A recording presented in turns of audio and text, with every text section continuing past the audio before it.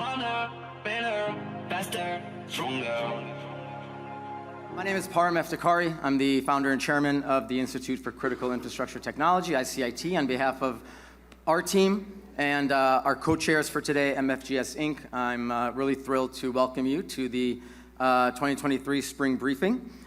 We have been doing this event for a number of years now. It's a perennial favorite.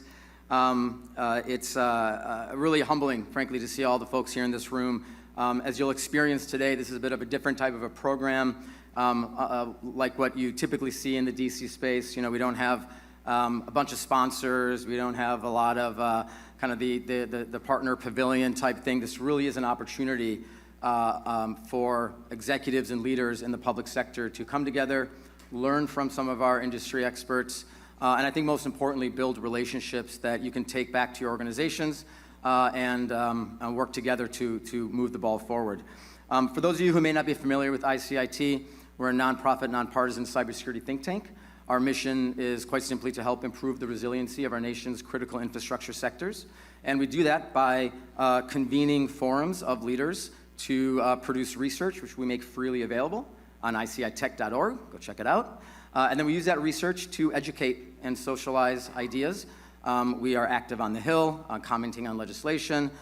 We are doing briefings like this. We just had a luminaries breakfast this morning with some of our speakers, having some conversations at an executive level. And of course, we do education like this and digitally.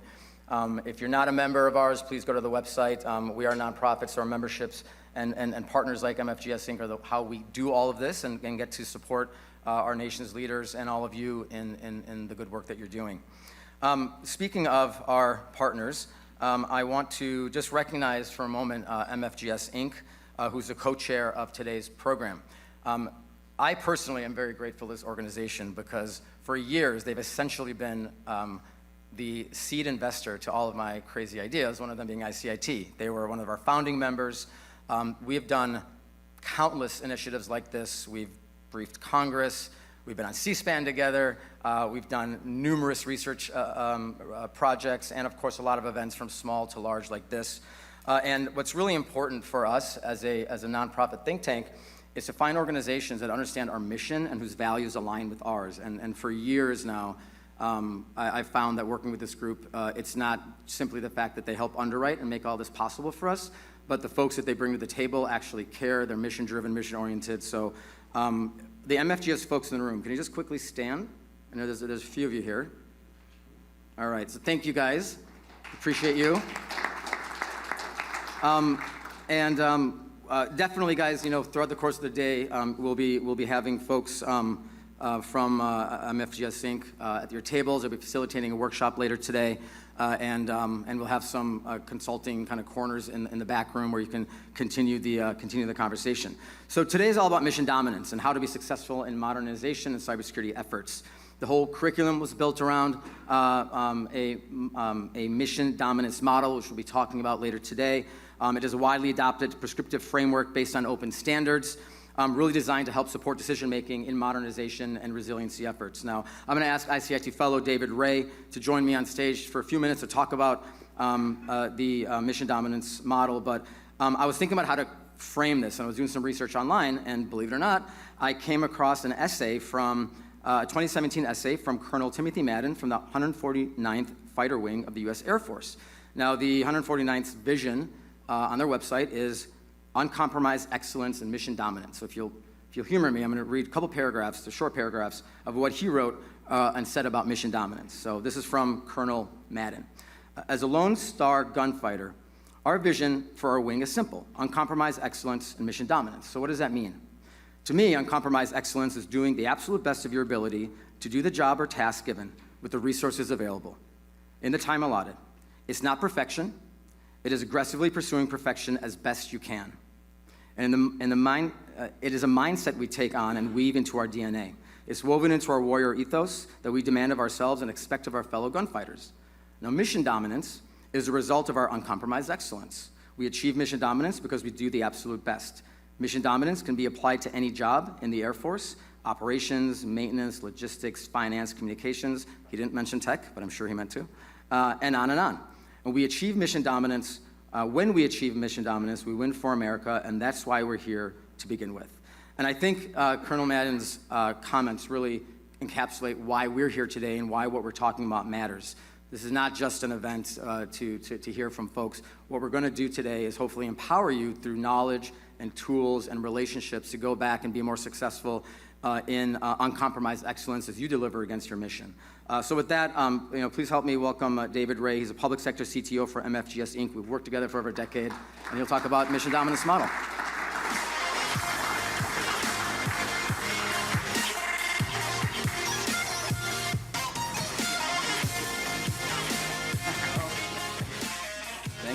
Thank you, Parham. Hey, note to self, make sure you send the ICIT folks an updated picture of yourself if you don't recognize me. I'm that picture. So what is the mission dominance model, and why did we come up with it? You may find in your little handouts this nice, I like to say sexy brochure that John Jones and our marketing team came up with to overview the model at a high level. But as Parham mentioned, behind this, it's based on open standards for IT that were adopted by the Open Group in 2016, and then most recently a digital product standard, which they released in version 3.0 last year with a snapshot. Why did we want to reference open standards and create this mission dominance model? Was because of some of the problems I guess I've seen and you've all had over the last few decades with modernization and transformation of IT in government. When you look at the problem of modernization and transformation, and one of my favorite authors in this space is probably Jim Collins. You know, he's got Built to Last and Good to Great, a lot of good books on organizational transformation. If you haven't read them, I highly encourage you to. But he boils it, he's a research investigative journalist, and he studies, as an advisor, he studies a lot of organizations on what makes them different, what makes them successful, and most importantly, what makes them fail. And if you look at the stats for modernization from commercial and federal, from McKinsey and others, almost 70% of large, complex transformational projects fail. So as leaders, how do we address that failures? I'm a problem solver at heart, and I love to figure out how can we change, how can we improve, how can we get better? And you realize there's really key elements. It's a cultural change, wanting to do things differently, to address problems differently, to think differently, and then to motivate and lead your organization to change. And that's probably the hardest part, and we're not going to try and address that with standards. But the second part is having a performance measurement model that measures value. I'm a big component of value. If you asked, I think in our luminary breakfast this morning, one of the comments that came back, and it's Chatham House rules, so I won't mention who said what, but if you ask every CISO or 10 CISOs how to measure risk or how to measure value, you'd get different answers across government.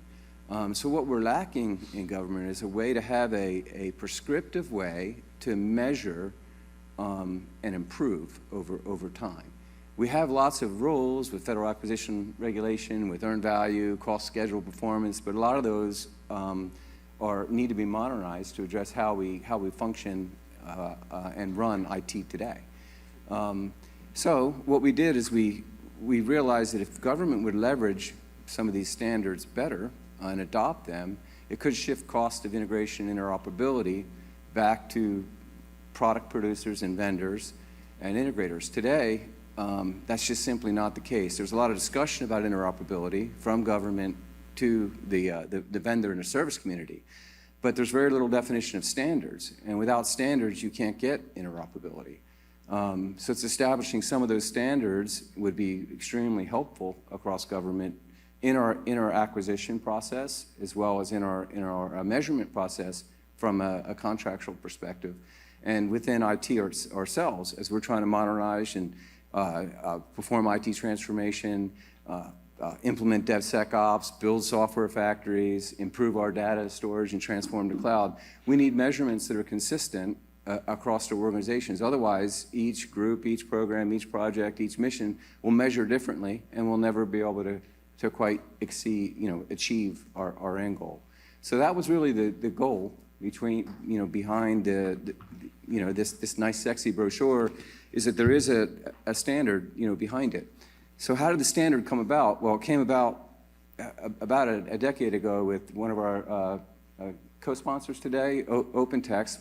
It started at Hewlett-Packard, which was Micro Focus, of course, and then OpenText, as most of you in the room know. But the worldwide CTO, Lars Rosen, of OpenText today was the co-author of a lot of these standards at Hewlett-Packard. And he came from the telecom industry.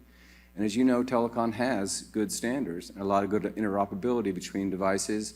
The financial industry has standards for audit and control over their organization, but the business of IT itself lacks, good standards.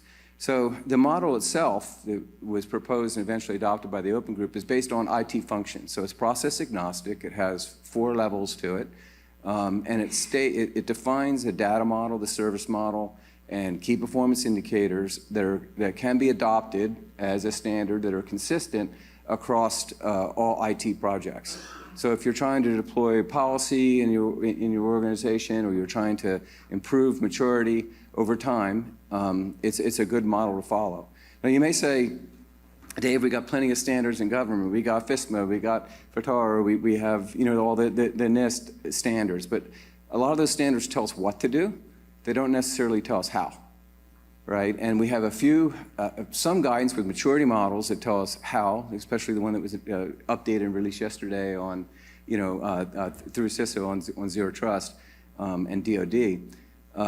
But they never go deeper than the level 1. They just give you a Krebs cycle model with phases or stage gates or pillars to follow. But they leave it up to the agencies and us folks in IT to figure out how we're going to achieve that maturity model, how we're going to measure success and continuously improve.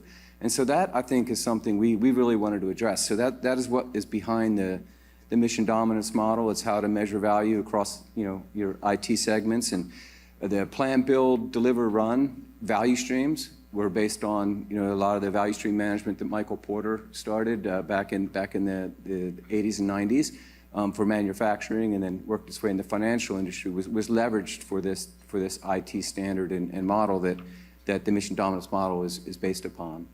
I'll be here all day, and I think we've got some workshops this afternoon that we're going to try and walk through and have some questions and answers and provide some value and more details about the model. And we also have a few lightning talks and others. So hopefully that was enough, Parham. Perfect. Thank you, David. Thanks.